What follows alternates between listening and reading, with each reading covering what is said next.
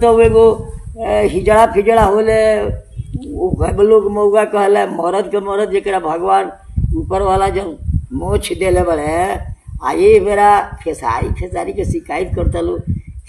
अब देखो ये जब राय होई तो शर्ट के ये लोग वही जो बोलत है उल्टा वो खेसारी के जूतों में पालिश लगावे लगी। वीडियो में आपने देख लिया कि किस तरह से खेसारी लाल यादव के पिताजी गजब के रोस्ट कर दिए। जी हाँ, मतलब कि गजब के रोस्ट कर दिए। अपनी आम भाषा में जिस तरह से क्षेत्रीय भाषा में बोलते हैं उस तरह से आपको पता होगा कि खेसारी लाल यादव को बहुत लोग क्या क्या कर रहे हैं, क्या क्या टारगेट कर रहे हैं, और खास करके जो पवन सिंह के साथ में जो लोग रहते हैं उन लोगों ने क्या क्या खेसारी लाल यादव को नहीं कहा, मतलब का उसी चीज को लेकर बहुत कुछ बोलते हुए नजर आ रहे हैं। किसी ने खेसारी लाल यादव के पिताजी का वो वीडियो दिखा दिया जो अभद्र टिप्पणी खेसारी लाल यादव पे कर रहे हैं, बोल रहे हैं, अभद्र भाषा को मर्यादा को लांघ कर ऐसे शब्द का चुनाव कर रहे हैं। उसी शब्द को देखते हुए सुनते हुए गजब इन्होंने बोल दिया। यहाँ तक बोला कि जो लोग खेसारी को अभी ऐसे ऐसे बात बोल रहे हैं, कह रहे हैं, एक समय ऐसा ही आएगा कि जब फायदा मिलेगा उन लोगों को, अगर फायदा चाहिए